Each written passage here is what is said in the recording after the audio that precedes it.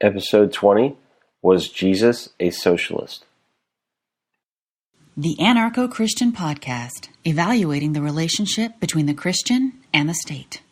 I'm rising up with a full heart. I'm taking my strength from inside. I'm rising up with a new mind.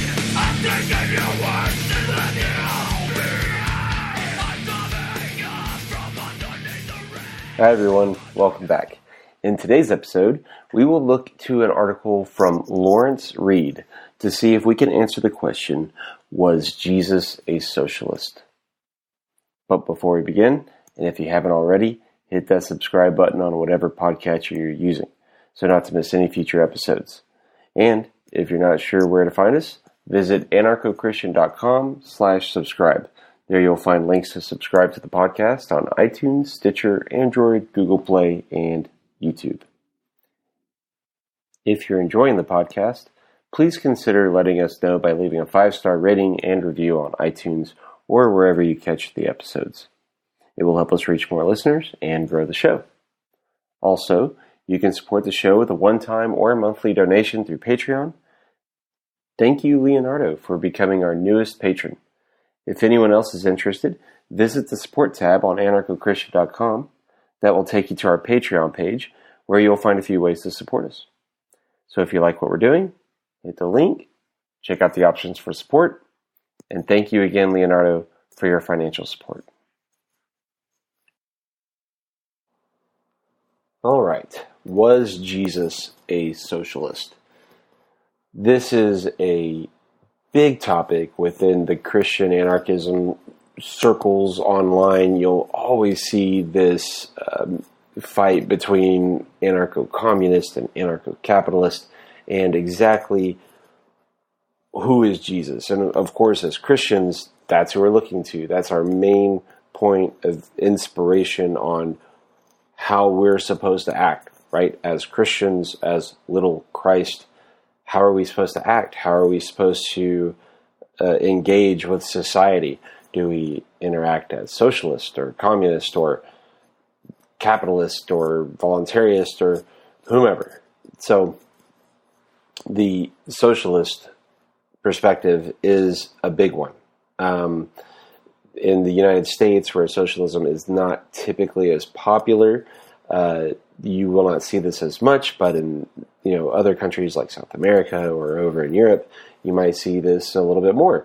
And just like in American society today, we will see a large push toward socialism right now. And so, as a Christian, as Christians, this is a big movement. If society is already going this way towards socialism, and you're seeing that happen, and you're seeing all of the benefits that it claims, and then you're also seeing maybe these perspectives coming out in the Gospels of who Jesus is. Maybe Christian socialism and Christian communism is something that looks viable. It looks legitimate. It looks like something that a Christian should be doing. So I could go on yammering myself for, the next 30 minutes or so, but there is a particular article that was first published on feed.org by Lawrence Reed, and I think that it's the go-to article for this topic. He does a phenomenal job of laying out with scripture, was Jesus a socialist? And so I thought I'd just go through this article, and I think it's going to thoroughly answer the question. And then you tell me at the end of this, let me know. What do you think? Does Lawrence Reed answer the question? Does he answer it correctly? So first, a little background on Lawrence Reed. He's the president of FEE, which is the Foundation of Economic Education. And he has a number of great books.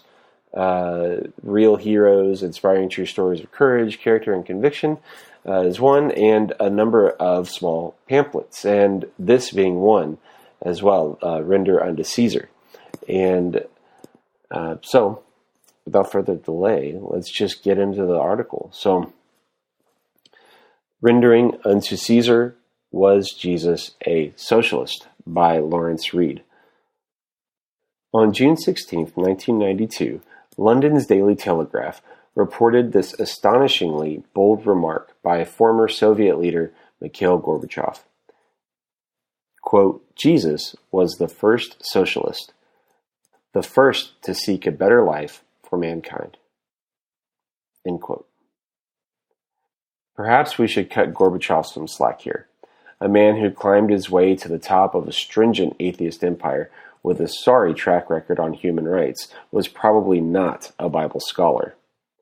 But surely he knew that if socialism is nothing more than the seeking of a better life for mankind, then Jesus could hardly have been its first advocate.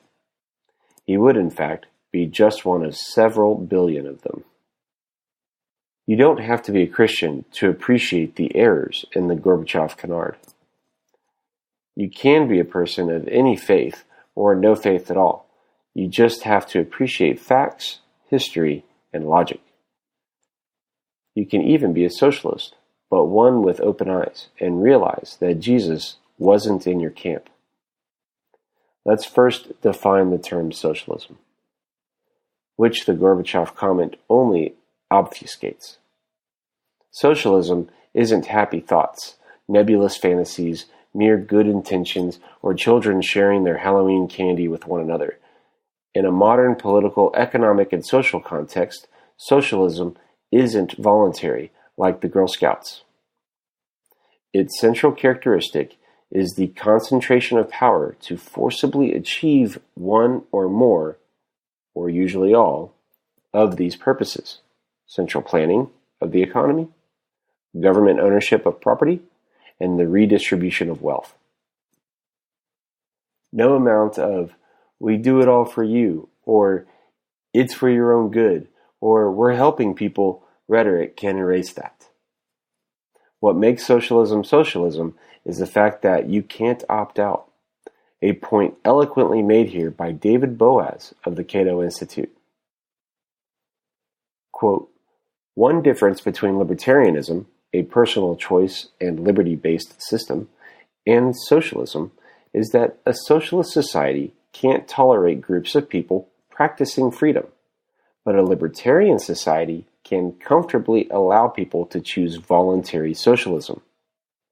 If a group of people, even a very large group, wanted to purchase land and own it in common, they would be free to do so. The libertarian legal order would require only that no one be coerced into joining or giving up his property. End quote. Government, whether big or small, is the only entity in society that possesses a legal monopoly over the use of force. The more force it initiates against people, the more it subordinates the choices of the ruled to the whims of their rulers. That is, the more socialist it becomes. A reader may object to the description by insisting that to socialize something is to simply share it and help people in the process. But that's baby talk. It's how you do it that defines the system. Do it through the use of force, and it's socialism. Do it through persuasion, free will, and respect for property rights, and it's something else entirely. So is Jesus really a socialist? More to the main focus of this essay, did he call for the state to redistribute income to either punish the rich or to help the poor?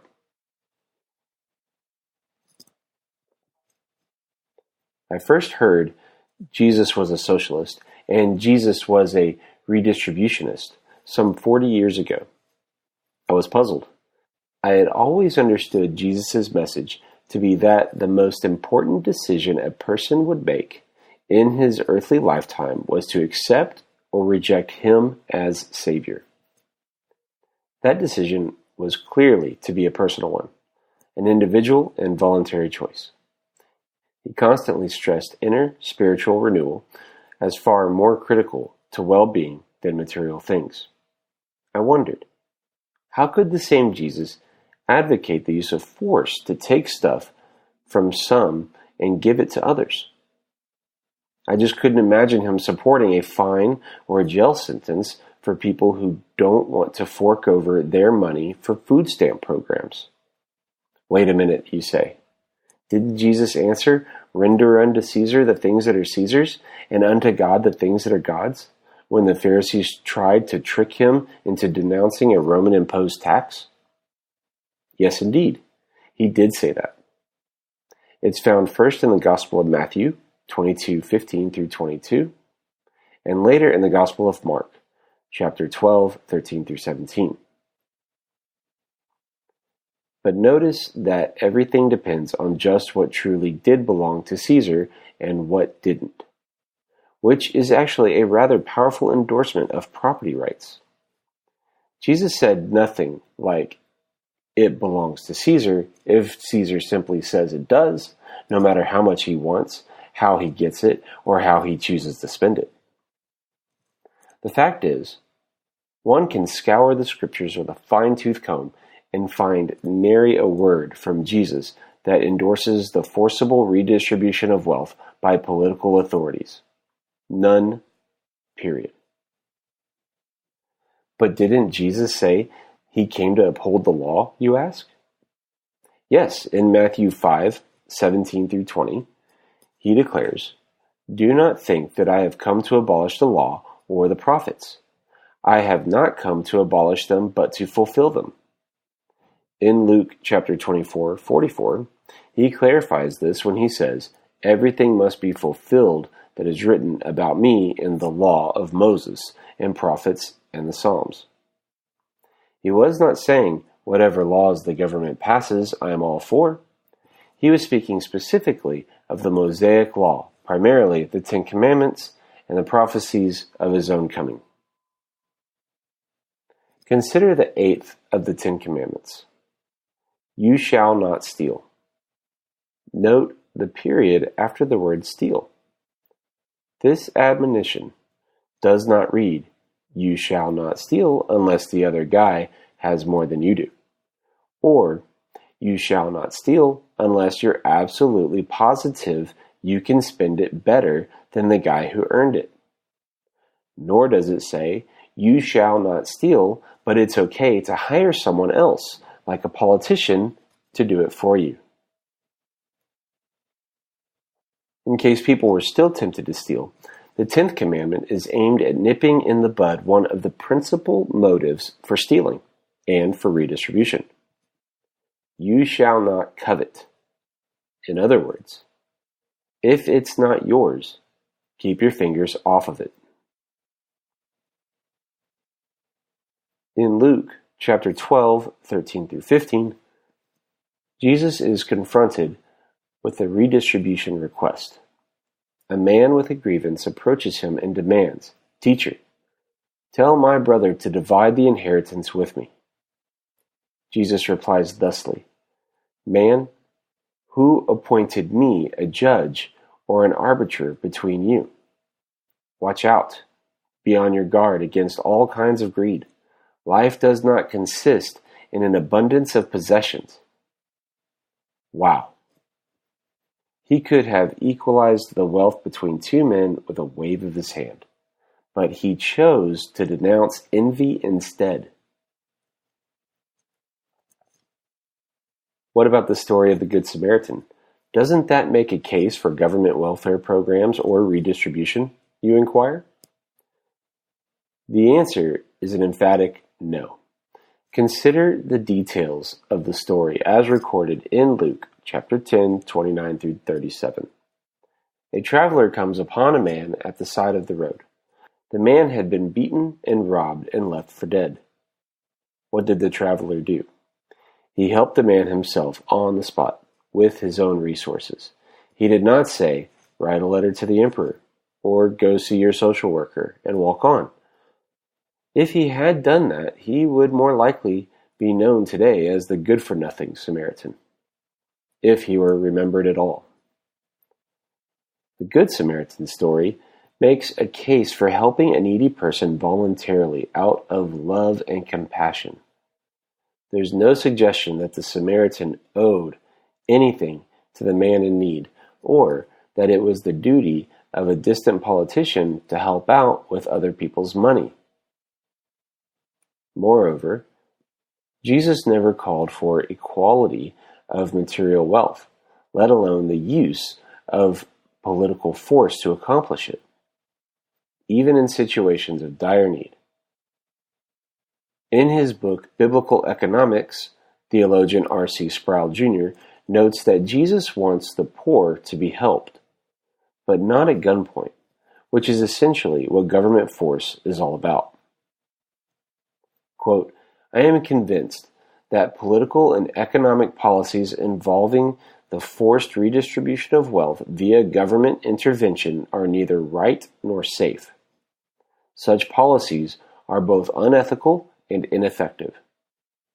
On the surface, it would seem that socialists are on God's side. Unfortunately, their programs and their means foster greater poverty, even though their hearts remain loyal to eliminating poverty. The tragic fallacy that invades socialist thinking is that there is a necessary causal connection between the wealth of the wealthy and the poverty of the poor. Socialists assume that one man's wealth is based on another man's poverty. Therefore, to stop poverty and help the poor man, we must have socialism. End quote. To Sproul's comment, I would add this addendum. Sometimes a person becomes wealthy wholly or in part because of his political connections. He secures special favors or subsidies from government, or uses government to disable his competitors.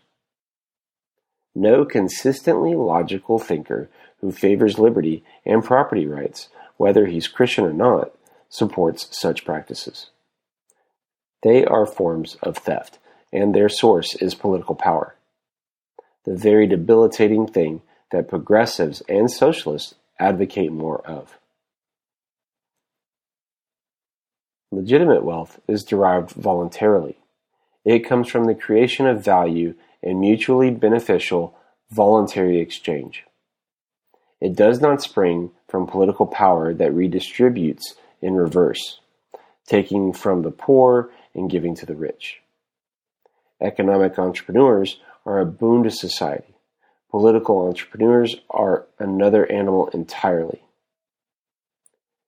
We all benefit when a Steve Jobs invents an iPhone. But when the Cowboy Poetry Festival in Nevada gets a federal grant because of Senator Harry Reid, or when Goldman Sachs gets a bailout at taxpayer expense, millions of us get hurt and have to pay for it. What about the reference in the book of Acts to the early Christians selling their worldly goods and sharing communally in the proceeds?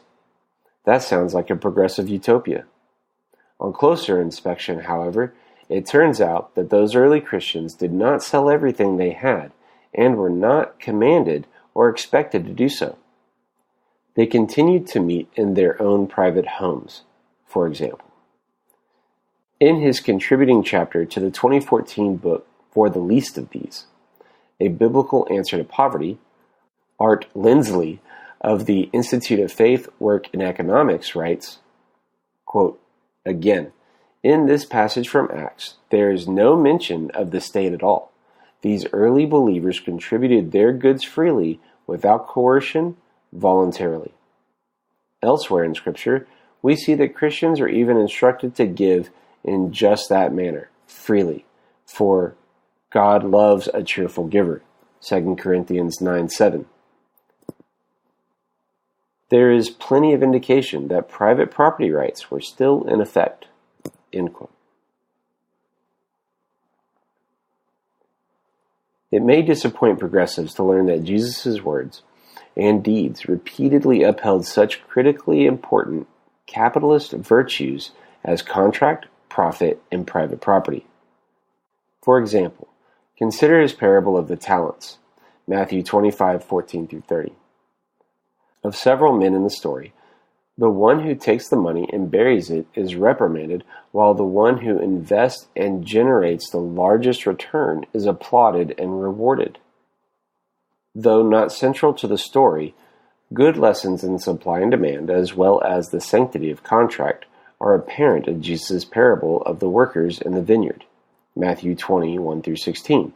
A landowner offers a wage to attract workers for a day of urgent work picking grapes.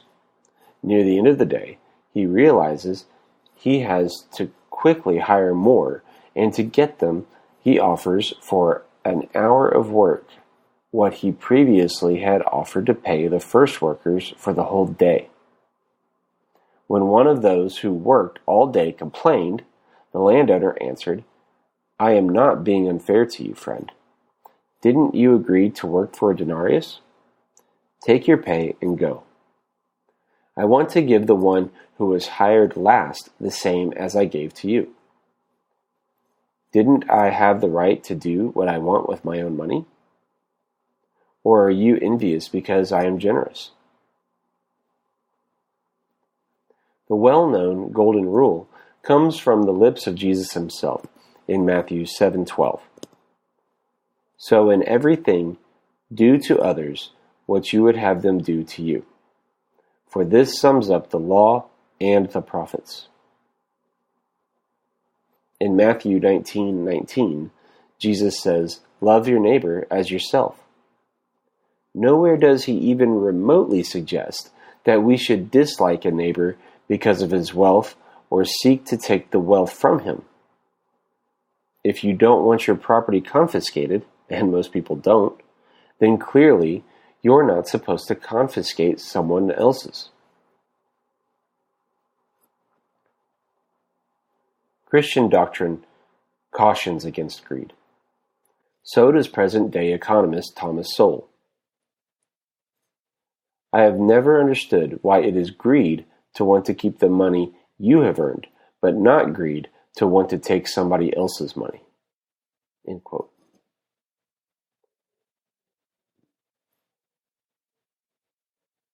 Using the power of government to grab another person's property isn't exactly altruistic. Jesus never even implied that accumulating wealth through peaceful commerce was in any way wrong. He simply implored people to not allow wealth to rule them or corrupt their character. That's why his great apostle Paul didn't say money was evil in the famous reference in 1 Timothy chapter 6, verse 10. Here's what Paul actually said. "For the love of money is the root of all kinds of evil. Some people, eager for money, have wandered from the faith and pierced themselves with many griefs. Indeed, progressives themselves have not selflessly abandoned money, for it is other people's money, especially that of the rich, that they're always clamoring for." In Matthew 19:23, Jesus says, "Truly I tell you, it will be hard for someone who is rich to enter the kingdom of heaven." A redistributionist might say, "Eureka! There it is." He doesn't like rich people. And then stretch that remark beyond recognition to justify one rob Peter to pay Paul scheme after another. But this admonition is entirely consistent with everything else Jesus says. It's not a call to envy the rich, to take from the rich, or to give free cell phones to the poor. It's a call to character. It's an observation that some people let their wealth rule them, rather than the other way around. It's a warning about temptations, which come in many forms, not just material wealth. Haven't we all noticed that among the rich, as is equally true among the poor, you have both good and bad people? Haven't we all seen some rich celebrities corrupted by their fame and fortune, while others among the rich live perfectly upstanding lives? Haven't we all seen some poor people who allow their poverty to demoralize and enervate them, while others among the poor view it as an incentive to improve themselves and their communities?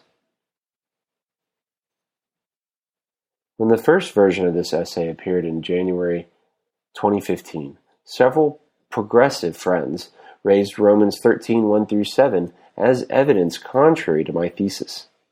Similar sentiments are expressed in 1 Peter 2:13-20 and Titus 3:1-3.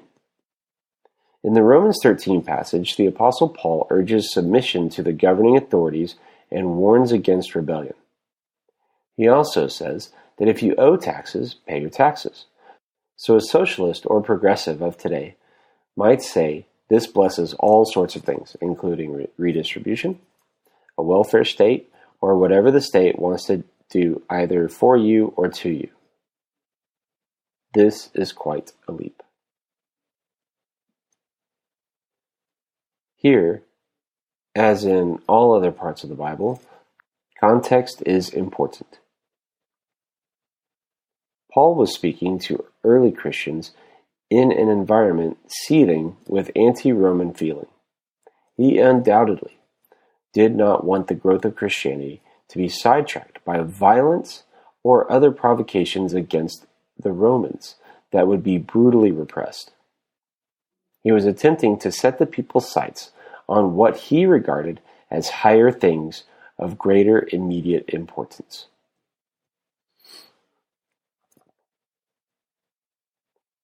But it's a larger error to extrapolate what Paul said to justify one particular view of the role of government, namely a progressive or socialist one. Suppose the governing authorities run a minimal state with constitutional strictures and guarantees of personal liberties and private property. Suppose, furthermore, that the rules of the arrangement clearly advise the governed. We protect you from aggressions against your rights and property, but we don't otherwise give you free stuff. You're entitled to your liberties, to engage in private, voluntary charity and commerce, to deal with each other peacefully, to live as you choose so long as you each do no harm to another. But we in government will not rob Peter to pay Paul. There is nothing in Romans 13:1-7 that says these governing authorities are owed any less respect than if they were welfare state redistributionists. So clearly, the verses of Romans 13:1-7 assert the legitimacy of government per se, but do not ordain what today's progressives and socialists demand. The Bible, in fact, is full of stories about people who bravely and righteously resisted the overreach of governments. Does anyone really believe that if Jesus had been preaching just before the exodus of the Jews from Egypt, he would have declared, "Pharaoh demands that you stay, so unpack those bags and get back to work"? Norman Horn, a chemical engineer, research scientist, and founder of libertarianchristians.com, notes that both the Old and New Testaments provide numerous instances of laudatory disobedience to the state. Quote, Hebrews defying Pharaoh's decrees to murder their infants, Exodus 1, Rahab lying to the king of Jericho about the Hebrew spies, Joshua 2, Ehud deceiving the king's ministers and assassinating the king, Judges 3, Daniel, Shadrach, Meshach, and Abednego refusing to comply with the king's decrees and miraculously saved twice for doing so, Daniel 3 and 6, the Magi from the east disobeying Herod's direct orders, Matthew 2, and Peter and John choosing to obey God rather than man, Acts 5. End quote. At the risk of belaboring the point, I share these insightful comments from a conversation with my colleague Jeffrey Tucker at the Foundation of Economic Education. Mary, Jesus, and Joseph fled Bethlehem rather than submit to Herod's order to kill all infants. If Romans 13 meant that everyone must submit always, Jesus would have been murdered in the weeks after his birth. Resistance, of course, can be moral. Christianity has inspired resistance to the state throughout history and in modern times, from the American Revolution to the Civil Rights protest to the Polish resistance against communism. Jesus himself set the example. He avoided government when he could, resist in prudent ways when possible, and ultimately complied when he had to. The empirical evidence today is overwhelming that, as Montesquieu observed 2 centuries ago, countries are well cultivated, not as they are fertile, but as they are free. Nations, possessing the most economic freedom and the smallest governments, have higher rates of long-term economic growth and are more prosperous than those that engage in socialist and redistributive practices. The countries with the lowest levels of economic freedom also have the lowest standards of living. Free countries and their people are the greatest charitable givers, whereas on net balance, socialist ones are decisively on the receiving end. Why is this relevant? Because you can't redistribute anything to anybody if it's not created by somebody in the first place. And the evidence strongly suggests that the only lasting thing that socialist and redistributive arguments do for poor people is give them lots of company. In Jesus' teachings, and in many other parts of the New Testament, Christians, indeed all people, are advised to be of generous spirit, to care for one's family, to help the poor, to assist widows and orphans, and exhibit kindness, and to maintain the highest character.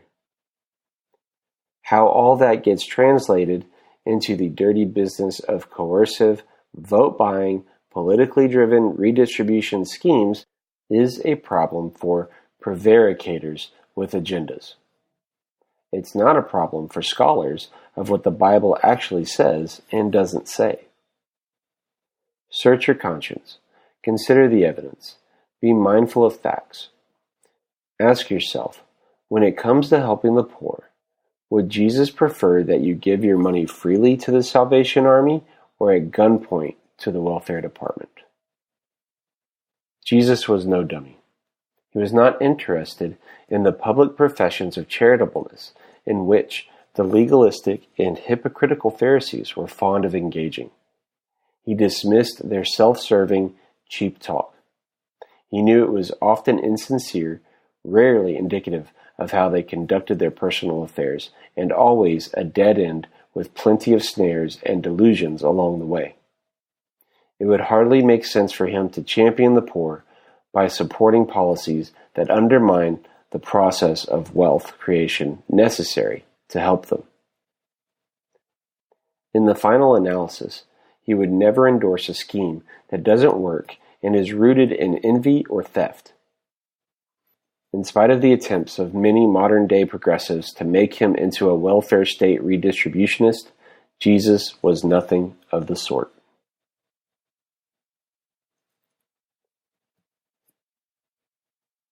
All right, that's it. That's the conclusion to Lawrence Reed's Rendering unto Caesar, Was Jesus a Socialist? It's a great article. I know that it's one that gets shared around quite a bit. If you're interested in reading it, I'll have the link in the show notes. I'll also have a link to the physical copy that you can purchase from Fee. It's really good. I like to have, the physical copies of books. This is obviously it's just a few pages long. It's a little pamphlet that's good to reference back to if you're like me and just kind of a nerd, wants the books on the shelf and likes to flip them open, rather than scrolling. But I'll have all that in the show notes. And let me know what you think on social media, on Twitter or Facebook, on YouTube. Let me know what you think about this episode. Let me know what you think about what Mr. Reed has to say about socialism, about Jesus, and about the apostles and all the things that he went over. And with that, grace and peace. No king but Christ.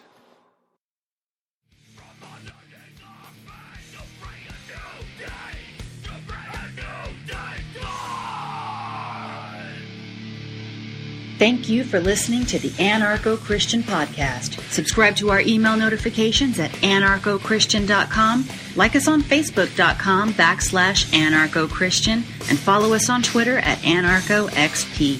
Subscribe to our podcast and YouTube to join us next time as we continue to evaluate the relationship between the Christian and the state. No king but Christ. This has been a Pax Libertas Productions podcast.